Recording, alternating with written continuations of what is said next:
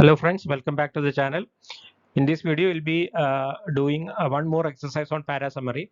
We have already done two videos on para summary exercises, and you might be knowing the methods or techniques that you should use in tackling para summary questions. So for the sake of recollection, we can discuss about the techniques. The technique is very simple. Just read the passage properly, understand it correctly without any kind of ambiguity or confusion. Then once you have understood the passage completely and correctly, then go to the options. And when we look at the options, always check for any kind of inconsistencies or any kind of mistakes or contradictions in the options which are not there in the passage. So those kind of options you have to eliminate first, and whatever remains will be your probable answer. So it is not necessary that all the let us say four options are there, three you can eliminate. No, it's not always like that. Sometimes only one option will be eliminated.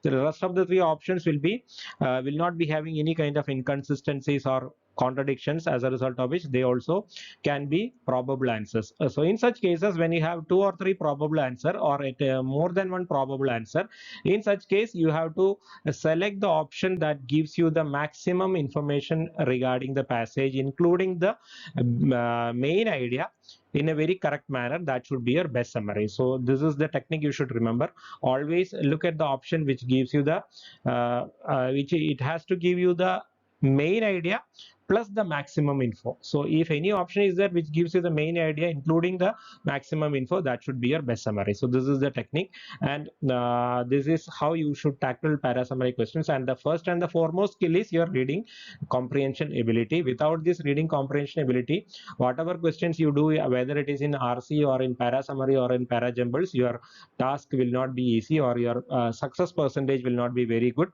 because your basic skill of reading comprehension is not there. So that is why I always ask candidates to first have that reading skill, or the ability to read and understand things. So this unfortunately is a time consuming skill, or a skill that needs a lot of time. So you need to start early, do a lot of reading, including novels, short stories, and those kind of things that interest you, plus newspapers on a regular basis. So with that, you will gradually develop the reading skill. Along with it, you can develop the logical and other skills by practicing the questions in parajamari, all kind of RC passages or some summaries, jumbles, etc.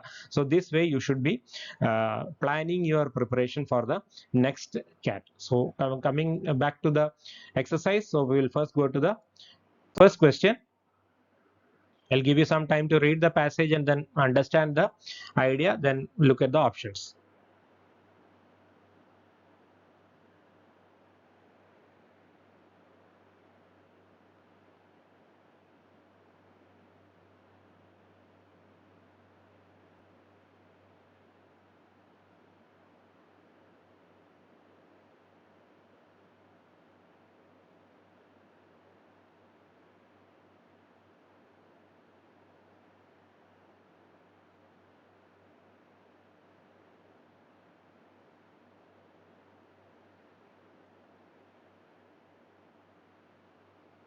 What is a hotbed?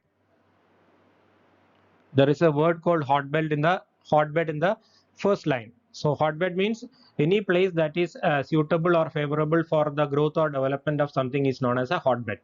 So here now it says that developing countries are becoming hotbeds of business innovation. Means the business innovations is expanding or growing very rapidly in developing countries, just like Japan did it in 1950s. And these developing countries, what they are doing, they are reinventing systems of production and distribution and experimenting with the new business models. And why are these countries that were previously associated with cheap hands? What is the meaning of the word cheap hands?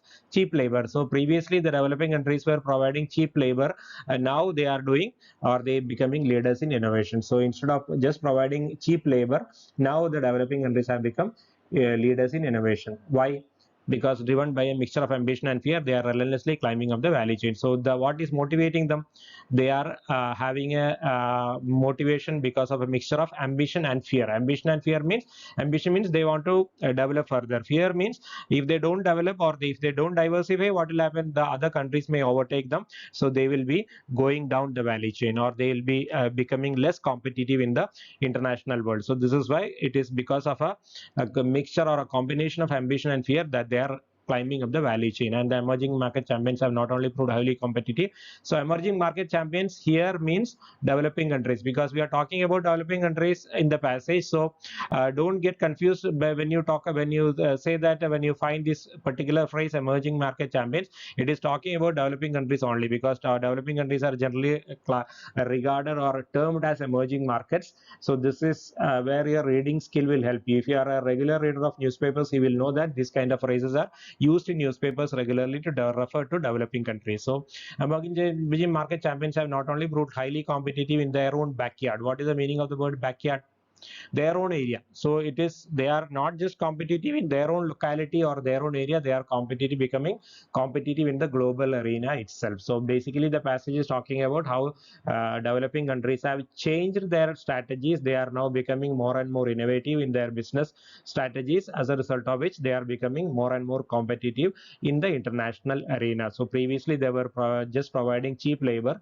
Now they are becoming moving up the value chain by doing a lot of innovations in their business processes. This is the meaning. Now we will look at the options. Option A: competition has driven emerging economies, one suppliers of cheap labor, to become innovators of business models that have enabled them to move up the value chain and go global. So here no problem is there, right? Competition is driving them emerging economy. You know that mixture of ambition and fear means competition. So as a result of which, they were once suppliers of cheap labor, now they have become innovators, and it has enabled them to move up the value chain. So moving up the value chain is already given here. So all the facts are correct. There are no factual inaccuracies or mistakes here. So this could be a probable answer. Keep it in your mind. Option B: innovations in production and distribution are helping emerging economies compete with countries to which they once supplied cheap labor. So here, what is the issue? Option B, sorry, innovation in production and distribution are helping emerging economies to compete. So innovation is correct. It is there in production and distribution. It is helping the emerging economies to compete. That is till that time true. But compete with whom? With countries to which the ones they supplied cheap labor. Is it given in the passage that the competition is only with countries that these developing countries had provided cheap labor initially? The passage is saying that the developing countries have become very competitive. They are now going global, means they are competing with everybody. It is not just with countries to which they once supplied cheap labor. Nowhere in the passage the author says that the competition is with countries to which they were supplying cheap labor. So that is why this second part is a factual inaccuracy, as a result of which this will not be your answer. Option C: developing countries are being forced to invent new business models that challenge the old business model so that they can remain competitive domestically. So what is the issue here? If there is any issue, so first issue is they are being forced, means they are not doing it voluntarily. Somebody else is forcing them to innovate. Is it given? The passage says that this is done by the countries because they are driven by a mixture of ambition and fear. Means driven means what? They are motivated. So the word driven means motivated. So these countries are innovating in business models because they are motivated by a mixture of ambition and fear. So they are doing it voluntarily. In motivation means something that is done on a personal basis voluntarily, whereas this option is saying that they are being forced to invent. So that is a problem here. And another problem is so that new business models challenging the old business models, all are correct, so that they can remain competitive domestically. So are they competing only in the domestic segment? No, the last line, it says that they are proving highly competitive not just in their own backyards, but they are also competitive in the global arena. So whereas this option says that this is done by the countries to become competitive in the domestic market, which again is wrong. So this is why option C is wrong. Option D, production and distribution models are going through rapid innovations worldwide as developed countries are being challenged by their earlier suppliers. So what is the problem here? This you can see is a very clearly incorrect answer, because it says that all over the world the production and distribution models are going through rapid innovations. What the passage is saying, in the developing countries there are a lot of innovations happening, whereas option D is saying that all over the world innovations are happening because the developing countries are challenging or being developed countries are being challenged by their earlier suppliers. So here the passage saying that developed countries are getting challenged by developing countries, so developed countries are also being forced to innovate. Passage is not saying anything about whether innovation is happening in the developed countries. It is only talking about the innovation happening in the developing countries. As a result of which this becomes a very clearly incorrect answer. So you can say that this becomes a simple question because there are no confusions. B is wrong, C is wrong, D is wrong. So only one answer remains, option A. So option A will be your correct summary. Now go to the next question.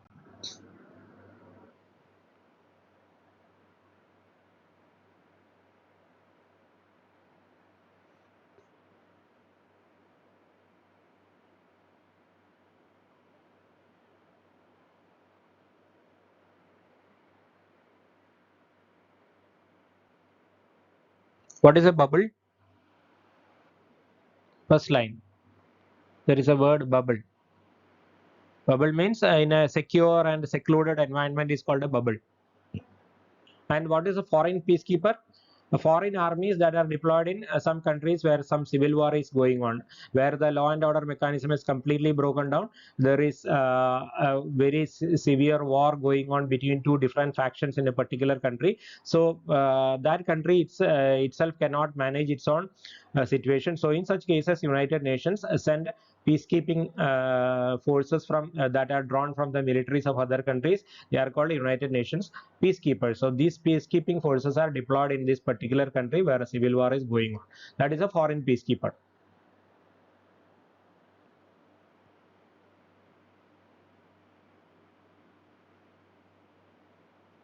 What is the meaning of this word despised? Hated. Hated. So they are despised by the local means the local people are not very much fond of the peacekeepers. They are hating the peacekeeping forces because they are foreigners and they would like them to leave.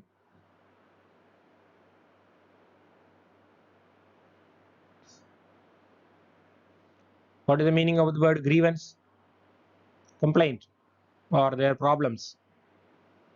So basically, this passage is talking about foreign peacekeeping forces living in a very secured and secluded environment, and they are not interacting with the locals because they are living in constant fear, because they are being a lot of threats are there, and they are doing a job that is emotionally very much challenging, and they are also hated by the locals because they want these foreigners to leave.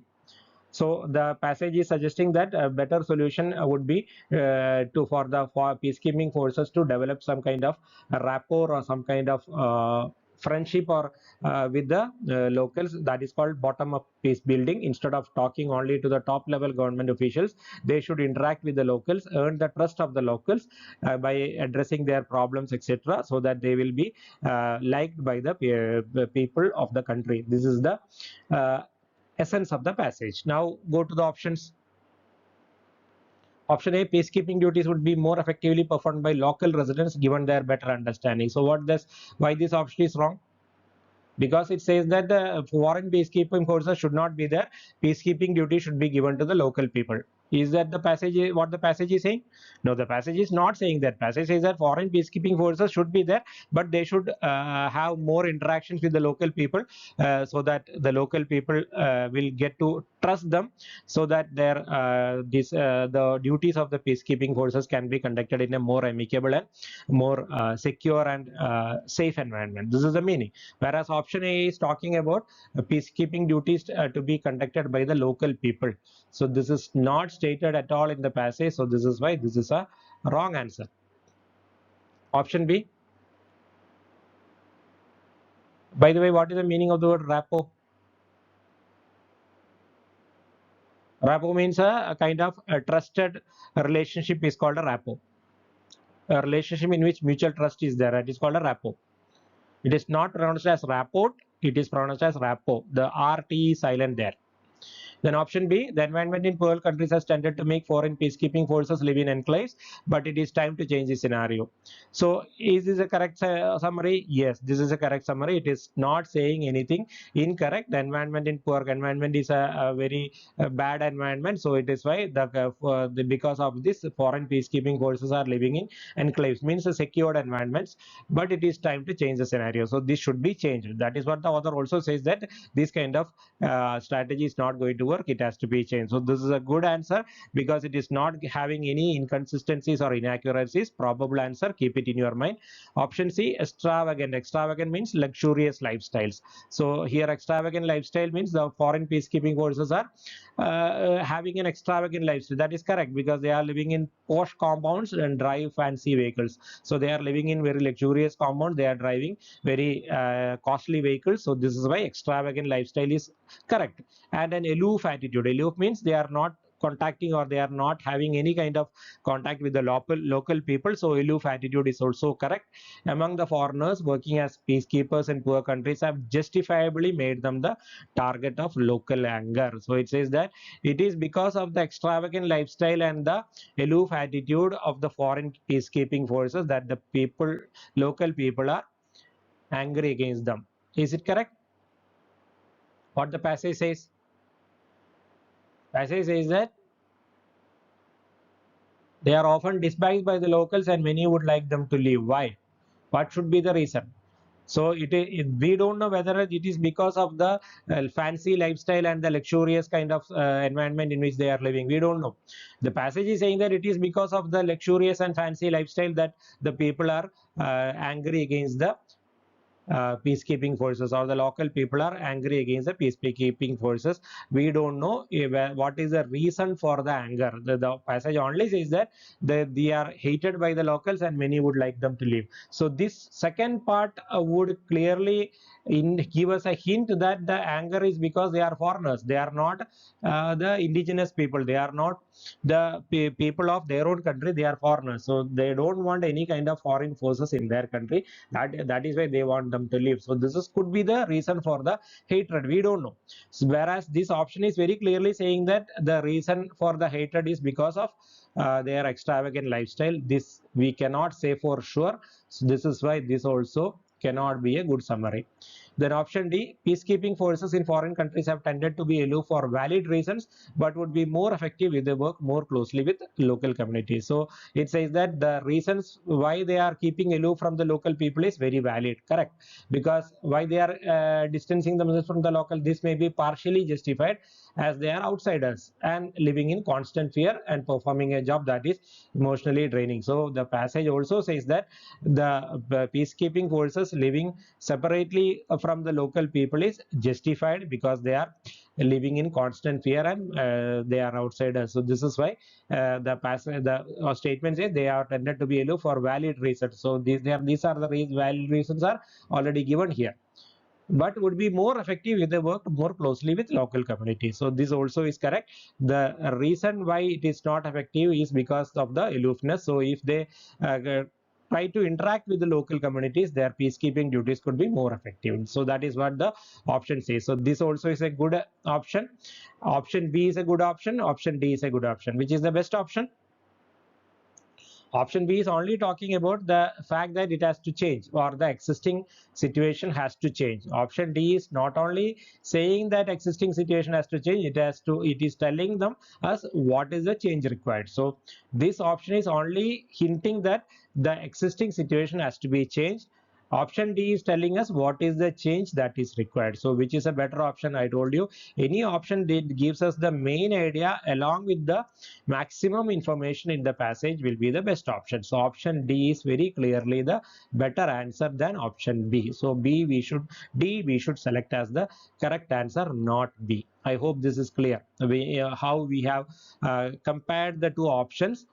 And one more reason is The option B is talking about the foreign peacekeeping forces living in secured environment. Option D is telling us why they are living in secured environment. There are valid reasons for their living in secured environment. So that also is given. Plus, what is the change required, that is given. So this is why two very important reasons why D should be a better answer than B. So D is the best summary of the passage. All right, go to the third one.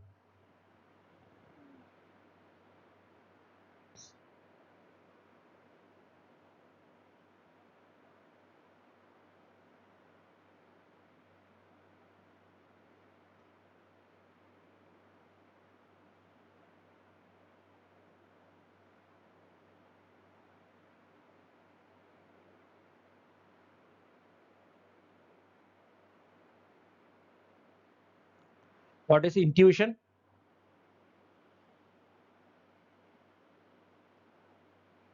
Intuition is something that your heart is saying, that is called intuition. Not your mind, but your heart. Because the feeling, something that is coming to you in a involuntary manner, without any logical thought process, without any application of reason. Whatever your heart says at a particular moment, that is called an intuition.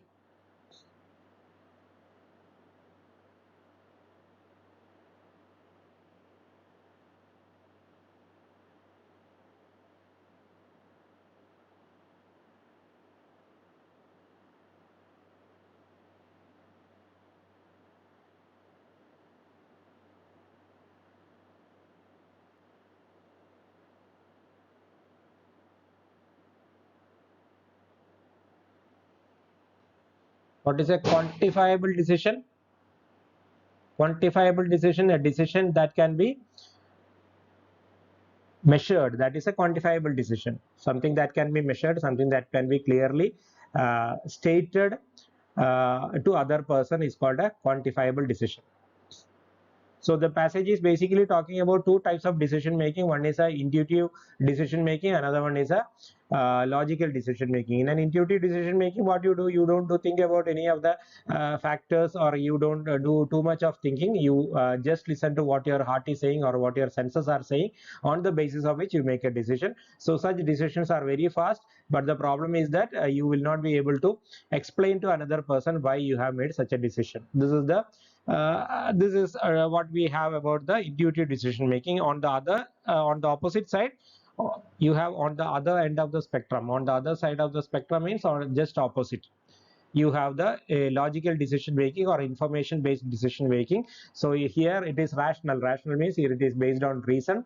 You analyze the facts and figures given to you, you think about it for a long time, and do a lot of analysis on the basis of data, reports, etc., and then you arrive at a decision. So such decisions result in accurate and quantifiable, such kind of methods.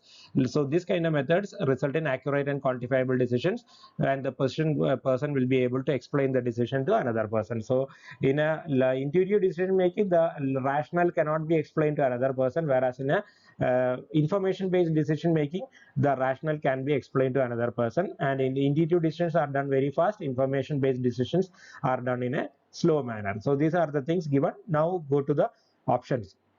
Option A, it is better to make decision based on information because it is more accurate and the rationale behind it can be explained. Here there is a problem. It looks very good. This option looks to be a good summary, but what is the problem here? The problem is in the first part. See, we are not talking about what the author is concluding. We are talking about the summary. So here the author may be hinting about the better decision making process, which is information based decision making process, because the author has a tilt or an inclination towards the information based decision making process. But is he stating that in the passage? He only says that this methodology results in accurate and quantifiable decisions, meaning that a person can clearly explain the rationale. So he says that when he talks about accurate and quantifiable, what he means is that it can be explained to another person. So he is talking about two types of decision making: intuitive, which cannot be rational, cannot be explained to another person; information based, in which a rational can be explained to another person. He never gives you very clearly the idea that it is better to make decisions based on information because it is more accurate. He is only giving you two different forms of decision making. Whether one is better than the other, he is not saying clearly. You may get an idea that he is having some kind of partiality towards this, but that is not stated clearly. Unless and until something is stated clearly, you should not make it a part of your summary. See, we are not talking about the conclusions of the author, we are talking only about a summarization of the passage, or how can you briefly state what the author says. So this is the meaning. So that is why when you say it is better to make decisions based on information, this becomes wrong. The other part is correct because it's more accurate, rational behind it, can be explained. All these things author is saying, but the author has not stated anywhere in the passage that it is better to make decisions based on information. As a result of which, this cannot be a good answer. Many people will go for this answer because they get confused with conclusions as well as summary. We are talking about summary here, not conclusion. Option B, decisions based on intuition and information result in differential speed and ability to provide a rationale. This is correct. Intuition and information. So two sides of in decision making, and they have different speed and ability to provide a rationale. By intuitive, very fast, information based, slow, and intuitive, you can not provide a rationale. Information based, you can provide a rationale. So differential speed and ability to provide a rationale, this is correct. So it is talking about two different types of decision making processes, how they are differing from each other. So this is a probable answer. You keep it in your mind. Option C, while decision based on intuition can be made fast, reasons that led to this decision cannot be spelled out. Correct. Again, it is talking about the intuitive decision making. They are done fast, but the reasons cannot be spelled out. But it is not better than B. Why? It is only talking about intuitive decision making. In the passage we are talking about both kinds of decision making, whereas option C is talking only about one type of decision making. As a result of which, this is not a better summary than option B. Option D, we make decisions based on intuition and information on the basis of the time available. It means that it again is suggesting that time is the factor on the basis of which we decide whether we should go for intuitive or information based decision making. It is not at all stated in the passage. The passage only says that if you do intuition based decision making, it will be fast, where when you do information based decision making, it will be slow. But this option is saying that on the basis of time, we decide whether we should go for intuitive or information based decision making. This is not at all suggested in the passage. Don't get confused with what the author is saying and what the option says. The author only talks about the speed with which intuitive and information based decisions are made, whereas this option says that whether you go for intuitive or information based decision is decided on the basis of how much time you have. That is not stated in the passage. So that is why this is not a correct answer. So you can say that option B is the only good summary here. So this could be a slightly confusing question. So this is where many people go wrong, when you have a lot of things that are distorted in the options, which is not to what is how it is stated in the passage. So this is why you need to have a very clear idea about the concepts that are given in the passage, then go to the options and select the best answer. I hope this is clear now. We will stop for the time now. We will come back with other videos on para summary in future. If you have liked the content and found it to be useful, please like, share and subscribe so that I can get maximum reach. Thank you and bye bye.